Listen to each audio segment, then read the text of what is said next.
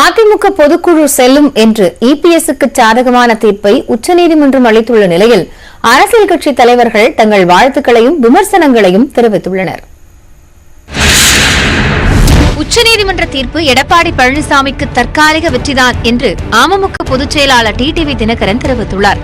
திருச்சியில் செய்தியாளர்களிடம் பேசிய அவர், இந்த தீர்ப்பினால் கூடுதலாக ஈரோடு கிழக்கு தொகுதியில் 5000 வாக்குகள் கிடைக்குமே தவிர வேறு ஒன்றும் நடக்கப் போவதில்லை என்றும் கூறினார்.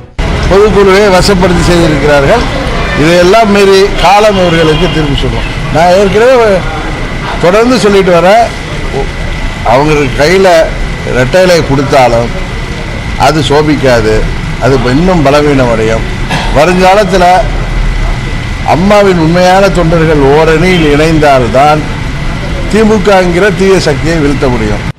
அதிமுக பொதுக்குழுவில் இடைக்கால பொதுச் செயலாளராக தேர்வு செய்யப்பட்ட போதே பாமகவின் வாழ்த்துக்களை தெரிவித்து விட்டதாகவும் அது தற்போதும் பொருந்தும் என்றும் அன்புமணி ராமதாஸ் தெரிவித்துள்ளார்.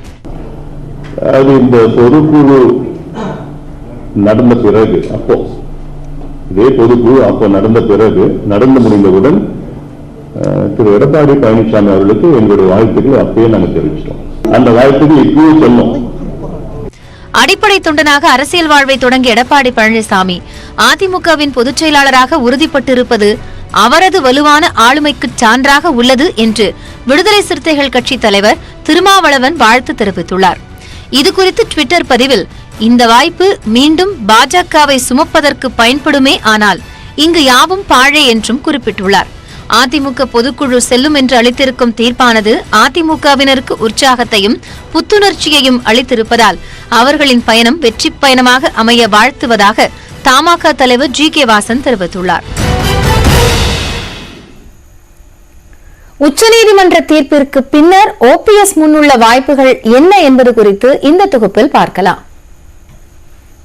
முன்னாள் முதலமைச்சர் எடப்பாடி பழனிசாமிக்கு ஆதரவாக உச்சநீதிமன்றத்தில் தீர்ப்பு வெளியாகியுள்ள நிலையில் ஓபிஎஸ்ஸின் அரசியல் எதிர்காலம் 0 தான் என கூறுகிறது இபிஎஸ் தரப்பு.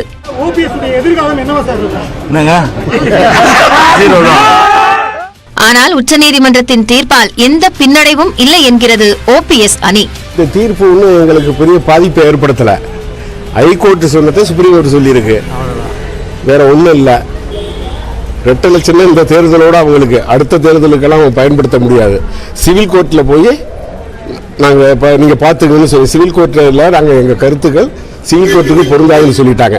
அதனால எங்களுக்கு பாதிப்பே கிடையாது. இப்போ இருக்கிறது அப்படியே நீங்கள் தொடர இந்த ரெட்டை லட்சம்னா இந்த தேர்தலோட சரி, அதுக்கு பிறகு யாருக்குங்கிறத கோர்ட்டு தான் முடிவு பண்ணும். எங்களை இல்லாம எந்த கொம்புனும் அண்ணாதிமுக வெடி நடத்த முடியாது. அது எடப்பாடிங்கிற கொம்புனாலையும் முடியாது. மீண்டும் சட்ட போராட்டம் நடத்தப்படும் என கூறுகிறார் ஓபிஎஸ்ஸின் வழக்கறிஞர். இது இந்த 11/7/2022 பொதுக்குழு கூட்டப்பட்டது செல்லும் உச்சநீதிமன்றம் கூறிவிட்டது. அதன் அடிப்படையிலேயே அனைத்து தீர்மானங்களும் உச்சநீதிமன்றத்தால் ஏற்றுக்கொள்ளப்பட்டதாக ஒப்புக்கொள்ள இயலாது என தீர்ப்பில் மிக தெளிவாக அவர் கூறியுள்ளது. இந்த தீர்மானங்கள் குறித்து நாங்கள் எந்த விதமான தீர்ப்படியும் நாங்கள் வழங்கவில்லை. இது குறித்து சிவில் நீதிமன்றத்தால் முடிவெடுக்க வேண்டும் என்று தெளிவாக குறிப்பிட்டுள்ளார்கள்.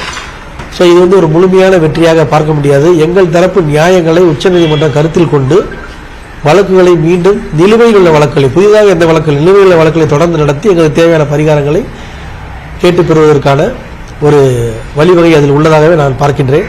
ஒருங்கிணைப்பாளர் மற்றும் இணை ஒருங்கிணைப்பாளர் தேர்வு காலாவதி ஆயிடுச்சா இல்லையாங்கிறது முடிவெடுக்க சிவில் நீதிமன்றத்துக்கு தானே 2 நீதிபதிகள் அனுப்புனாங்க. அதை உறுதிப்படுத்துறாங்கன்னா அப்ப இந்த 2 பதவிகளும் இன்றைய வரை இதுவரை தொடர்கிறது. அந்த 2 பதவிகளும் உச்சநீதிமன்றம் எந்த தீர்ப்பையும் அளிக்கவில்லை என்பதை என்னுடைய சட்டப்படியான கருத்து.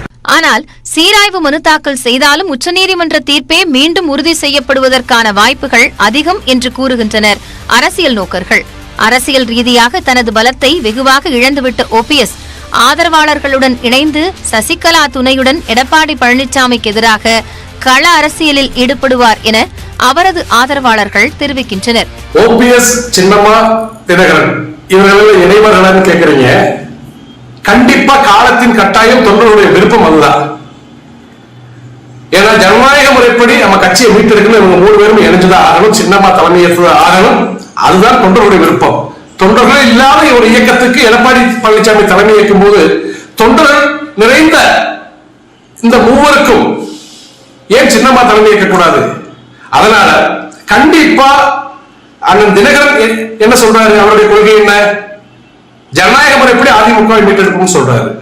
அதே மாதிரிதான் சின்னம்மாவா தான் அனைவரும் கொண்டு வர வேண்டும், அதிமுக மீட்டெடுக்க வேண்டும், வருங்கால கட்டத்தில் அம்மாவின் ஆட்சி கொண்டு வரணும்னு சொல்றாங்க. அதனால 3 பேரும் ஒரே கருத்து இருக்கிறாங்க. 3 பேரும் ஒன்னு சேர்ந்து தொண்டர்களை சந்திக்க போறாங்க. தற்போது ஏறக்குறைய தனித்து விடப்பட்டுள்ள ஓபிஎஸ் முதலில் மக்களின் நம்பிக்கையை சம்பாதிக்க வேண்டும் என்று கூறுகின்றனர் மூத்த பத்திரிகையாளர்கள். மக்கள் பக்கம் மக்களை போய் சந்திப்பது, அதே போல அதிமுக தொண்டர்களை அவர் பக்கம் இழுப்பது, அதிமுக நிர்வாகிகளை அவர் பக்கம் இழுவது, அவர் மீது ஒரு நம்பிக்கையை ஏற்படுத்த வேண்டும். இபிஎஸ் எந்த அளவுக்கு ஒரு நம்பிக்கையை கொடுத்திருக்காரோ அதிமுக தொண்டர்கள் மத்தியிலும் அதிமுக நிர்வாகிகள் மத்தியிலும், அதே விதமான ஒரு நம்பிக்கையை ஓபிஎஸ் ஏற்படுத்தினால் மட்டுமே அவருக்கு ஒரு அரசியல் என்பது, ஒரு அரசியல் எதிர்காலம் என்பது இருக்கும். தற்போது ஓபிஎஸ் அணியில் இருக்கும் நிர்வாகிகள் எடப்பாடி பழனிசாமி அணிக்கு செல்வதற்கான வாய்ப்பும் உள்ளதாக கூறப்படுகிறது. கடந்த ஜூன் மாதம் போல கூண்டோடு நிர்வாகிகள் பலர் இபிஎஸ் அணிக்கு தாவினால் ஓபிஎஸ்ஸின் நிலை மேலும் கேள்விக்குறியாக கூடும்.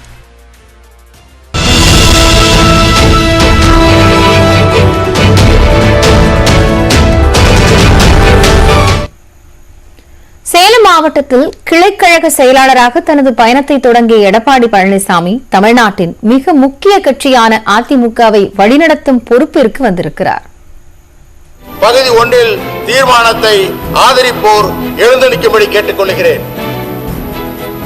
தீர்மானம் பேரவையின் முடிவுக்கு விடப்பெற்று வாக்குகள் பின்வருமாறு எண்ணி கணிக்கப்பட்டன. தீர்மானத்தை ஆதரித்தோர் 122. ஜெயலலிதா மறைவிற்கு பிறகு 2017ஆம் ஆண்டில் தமிழ்நாட்டின் முதலமைச்சரானார் எடப்பாடி பழனிசாமி. ஆட்சி பொறுப்பேற்றதில் இருந்து பல்வேறு சிக்கல்களை தொடர்ந்து எதிர்கொண்டார். ஓ பன்னீர்செல்வம் தலைமையிலான 11 சட்டமன்ற உறுப்பினர்கள் ஆட்சிக்கு எதிராக வாக்களித்தனர். டிடிவி தினகரன் பின் 18 எம்எல்ஏக்கள் சென்றனர்.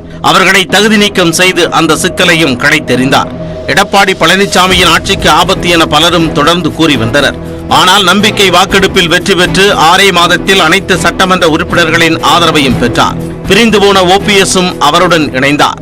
2019ஆம் ஆண்டு மக்களவைத் தேர்தல், 2021ஆம் ஆண்டு சட்டப்பேரவைத் தேர்தல் ஆகியவற்றில் கூட்டணிக்கு அதிமுக தான் தலைமை என்ற நிலையை உறுதி செய்தார். அவருடைய அந்த அரசியல் வளர்ச்சி என்று பார்க்கும் பொழுது இது அந்த அரசியல் வளர்ச்சியினுடைய வரலாறுல இது ஒரு மிக முக்கியமான நிகழ்வு தான்.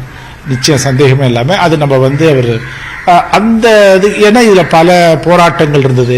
கிட்டத்தட்ட நீங்க சொன்ன மாதிரி 2017 அந்த 18 பேர் எம்எல்ஏக்கள் பதவி நீக்கம், அதை அவர் கையாண்ட விதம். அதற்கு பிறகு 2019 அந்த இடைத்தேர்தலில் 9 இடங்களில் வெற்றி பெற்று அவர் ஆட்சியை தக்க வைத்துக் கொண்டது. அதுக்கப்புறம் 2021 சட்டமன்ற தேர்தல், அதில் அவங்க அந்த கூட்டணி 75 இடங்களை பெற்றாங்க. ஆனாலும் இப்பொழுது அது இரட்டை தலைமை இருந்தது, இப்போ ஒற்றை தலைமையாக மாறி இருக்கிறது. ஸோ இதில் அவருடைய இந்த 6 வருட காலத்தில் அவருடைய அந்த 6 வருட காலம் அவருடைய அரசியல் இதில் பார்த்தோம்னா வரலாறுல இந்த 6 வருட காலம் மிக முக்கியமான காலமாக அமைந்து விட்டது. 2021ஆம் ஆண்டு தமிழ்நாடு சட்டப்பேரவை தேர்தலில் அதிமுகவின் முதலமைச்சர் வேட்பாளர் எடப்பாடி பழனிசாமி என தனக்கு போட்டியாக உருவெடுத்த ஓ பன்னீர்செல்வத்தையே அறிவிக்க வைத்தார். 2020-21 நடைபெறவுள்ள சட்டமன்ற தேர்தலில் அனைத்து இந்திய அண்ணா திராவிட முன்னேற்ற கழகத்தின் சார்பில் முதலமைச்சர் வேட்பாளராக கழக இணை ஒருங்கிணைப்பாளர், முதலமைச்சர் கட்சி வேட்பாளராக கழக இணை ஒருங்கிணைப்பாளர் மாண்புமிகு முதலமைச்சர் திரு அன்பிற்குரிய அருமையான எடப்பாடி கே பழனிசாமி அவர்களை முன்னிறுத்துவது என்று ஒருமனதாக தீர்மானம் நிறைவுள்ளதை நான் மகிழ்ச்சியோடு அறிவிக்கிறேன். தேர்தலில் தோல்வியை தழுவினாலும் தனது சாமர்த்தியத்தால் எதிர்க்கட்சி தலைவர் என்கின்ற பொறுப்பையும் கைப்பற்றினார். தேர்தல் தோல்விக்கு கட்சியில் ஒற்றை தலைமை இல்லாததே காரணம் என்கின்ற கருத்து எழுந்தபோது பெரும்பாலான பொதுக்குழு உறுப்பினர்களின் ஆதரவை பெற்றார். 8 மாத சட்ட போராட்டத்தில் வெற்றி கண்டு தனது ஆளுமையை நிரூபித்துள்ளார். இதன் மூலம் அடுத்த தலைமுறைக்கான அதிமுகவிற்கான தனிப்பெரும் தலைவராக எடப்பாடி பழனிசாமி உருவெடுத்துள்ளார் என்று கூறினால் அது மிகையல்ல. எம்ஜிஆர் மற்றும் ஜெயலலிதா ஆகியோர் போல வசீகரமான தலைவர் எடப்பாடி பழனிசாமி இல்லை என்றாலும் நிர்வாகிகள் மற்றும் தொண்டர்கள் அணுகக்கூடிய தலைவராக எடப்பாடி பழனிசாமி உள்ளார். நியூஸ் 18 தமிழ்நாடு தொலைக்காட்சி செய்திகளுக்காக செய்தியாளர் அபினேஷ். அதிமுக பொதுக்குழு செல்லும் என உச்சநீதிமன்றம் தீர்ப்பளித்துள்ள நிலையில் அந்த பொதுக்குழுவில் என்ன நடந்தது என்பதை இந்த தொகுப்பில் பார்க்கலாம்.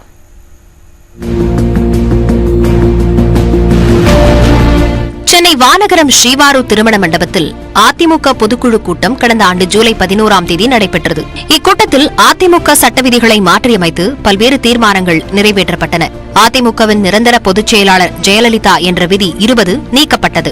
ஒருங்கிணைப்பாளர் மற்றும் இணை ஒருங்கிணைப்பாளர் என்ற இரட்டை பதவிகள் நீக்கப்பட்டு அதற்கு பதிலாக பொதுச் செயலாளர் பதவி கொண்டுவரப்பட்டது.